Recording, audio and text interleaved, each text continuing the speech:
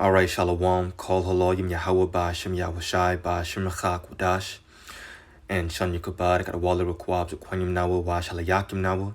That's double honors to our apostles and elders of Great Millstone, Shalom Waparakim Labakarium Shalayasharala. And that's peace and blessings to the elect of Israel.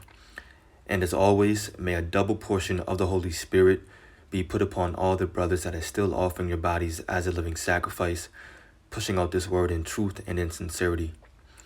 And speaking of which, I just wanted to speak about, this verse, Proverbs 26, verse 4. It says, "Answer not a fool according to his folly, lest thou also be like unto him."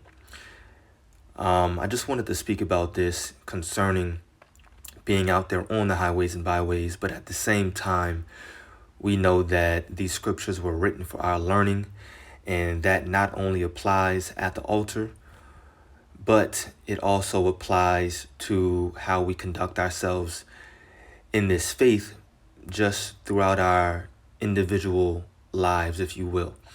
While we're at work, grocery store, laundromat, no matter where you're going, we need to be using the wisdom and knowledge in these scriptures in order to just guide our walk. Just make our lives a little bit easier while we're in hell right now. So I'm going to read this actually also in the NLT. I like going there. It says, "Do not answer a fool according to his folly, or you yourself will be just like him." I'm sorry, that's the NIV, which was good too. But there's a specific word that the NLT says that I like. It says, "Don't answer the foolish arguments of fools, or you will become as foolish as they are." Because someone that's basically a fool is someone that hasn't been given the wisdom and knowledge and understanding of these scriptures. That makes them a brute beast. They lack understanding, and they're basically amongst the dead. With that being said, most people that are amongst the dead and that come up and they want to debate, all they do is bring foolish arguments. And if you don't use discernment and scope that out, all you're doing by answering these foolish arguments is becoming like unto that fool. You're stooping down to his level, which basically means that you're not walking in the spirit, which is very important because this brings nothing but confusion. And also at the same time, it makes for, I'm going to say, a session or a church, if you will, that's not edifying. And of course, we want to make sure, number one, that we're glorifying Yahweh Ba'ashem Yahushai, and number two, that when we're out there teaching, it's always edifying for the elect, because that's the whole purpose, in order to use these scriptures as bait, in order to fish for the elect. This is the book of Proverbs 23, verse 9. It says, "Speak not in the ears of a fool, for he will despise the wisdom of thy words." And then all of a sudden you find yourself speaking to no avail. You're saying all these things and you think you're proving a point or you're getting something out, but that person that hasn't been giving wisdom and understanding of these scriptures, they're not listening to you. The scriptures say, "Speak not in the ears of a fool," because it's going to despise your wisdom. So it's basically to no avail. You want to make sure that you're using discernment, always knowing who you're talking to and your purpose behind it. Now, there are instances where you may have, I'm just going to say, quote unquote, a disbeliever. But maybe it's not all arguments, right? They're coming up, you know they're not going to get it, but somehow it can still be edifying because, of course, we do stream it live on YouTube, or if it's not live, then we're recording it, putting it up on YouTube later. So it all depends. But once again, that comes with using discernment, knowing how to control your spirit, and then being able to bring out the scriptures in order to navigate the situation properly. And like I mentioned before, I'm relating it to us going out there on the highways and byways. But as you listen and as you read these scriptures, then think about certain instances that have happened in your life in the past. Or if not, moving forward, just try to think about how you want to always use discernment and make sure that you're not just in any particular topic speaking to a fool, speaking to someone that's not going to get it, wasting your time, wasting your breath. Nothing edifying comes out of it. And most of the time, when you know you're speaking to someone that's not going to get it, it's just for pride. It's prideful purposes, which is a waste of time. Now I'm going to jump over to the New Testament and get a great example of this. This is the book of, let me actually turn this airplane mode on. I don't want to get any phone calls. The book of Matthew, the 13th chapter. Because Yahushua spoke in parables to those that were not supposed to get the understanding of the scriptures. That's the number one reason why he spoke in these parables. It was only for his disciples and the true followers of him, those that were given the faith in order to understand what he was saying. At the same time, think about it. Yahushua, the Messiah, knew exactly what he was doing. If he was to answer these wicked scribes and Pharisees when they were trying to get him trapped or when they were coming with their carnal arguments, and if he literally gave them a specific wise answer or a specific answer, I'll just say, then he would have likened himself unto those foolish scribes and Pharisees. And you know the Messiah was not about to do that. So what did he do? He spake around them. He used wisdom, basically. Now, on the highways and byways for us, you can either ignore and just keep bringing out scriptures, or you can also speak around and use a wise tale. The scriptures say that wisdom is too high for a fool. That's a way to get him trapped up in his own words and get him out of there. So this is Matthew 13. And I'll start reading right at verse 10. And the disciples came and said unto him, Why speakest thou unto them in parables? This is Yahushua's disciples asking this. Why speakest thou unto them in parables? He answered and said unto them, Because it is given unto you to know the mysteries of the kingdom of heaven, but to them it is not given. And you have to think about it as well.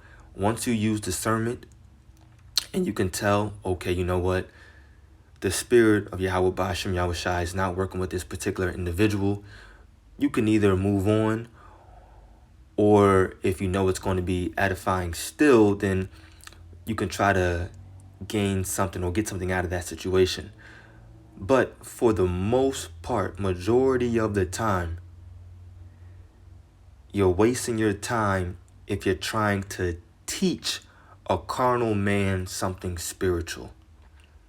A carnal individual is not going to get the understanding of something spiritual.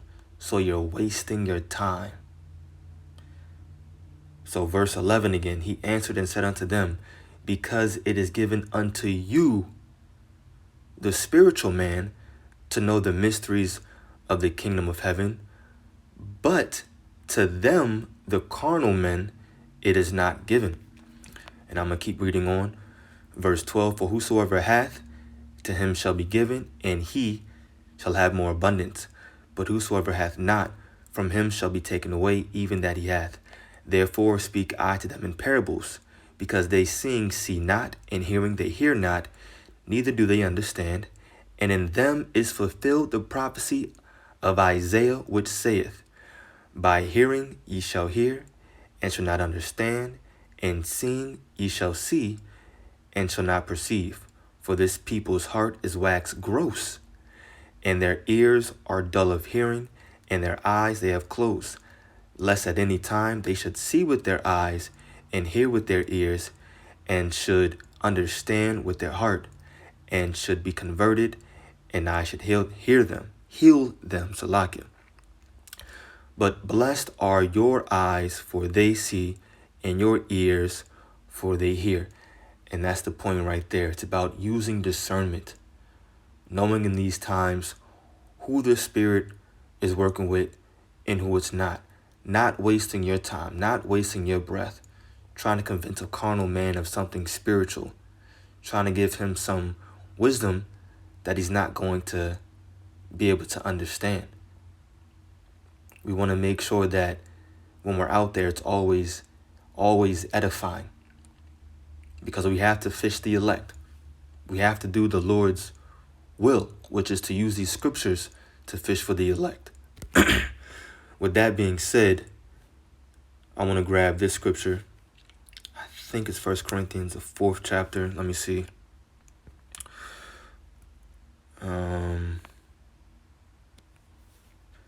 Let's check out the 3rd.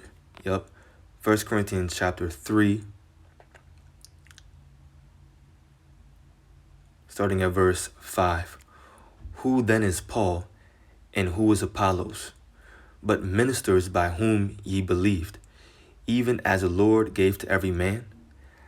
I have planted, Apollos watered, but the Most High gave the increase.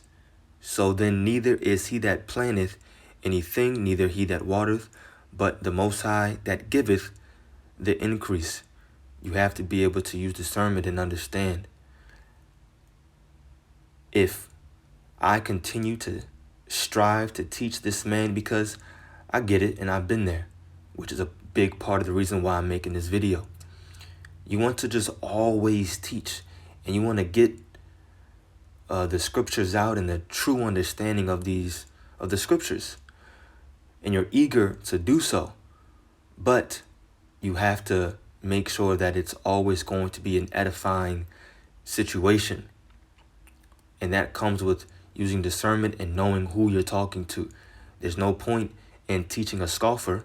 What seed is going to be planted in the mind of a scoffer? The Most High ain't giving him no increase.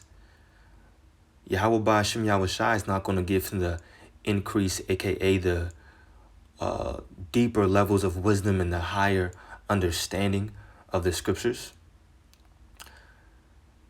It even says that our people have a zeal, but not according to knowledge.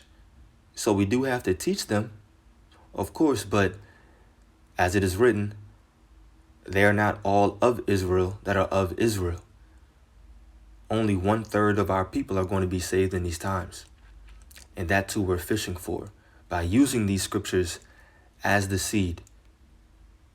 Using the gift of discernment to know, is this a fool that I'm talking to? Someone who literally is just stupid, that doesn't have the understanding, who's not going to get it? Let's not waste our time, move forward, ignore, and keep bringing out the scriptures. That's the main thing to do. When there's a scoffer, a demon, whatever you want to call him, just keep bringing out the scriptures. And I'm speaking on this, like I mentioned before, because it's just actually last week during camp, we hit the streets twice a week, as many camps do, but scoffers just been coming up. So I just wanted to make this video. I do pray that it was edifying to all of the elect, and use these scriptures, this topic specifically. You can use these scriptures throughout your individual walk in this faith. It's not just to be applied out there on the highways and byways. Absolutely it is, but we should be conducting ourselves accordingly all throughout our individual walks. Trust me, it will make your life just a little bit easier in this faith. So call Halal Yahweh Ba'ashem Yahushai Ba'ashem Rachakudash. Double honors to our apostles and elders of Great Millstone. Peace and blessings to the elect. Shalom.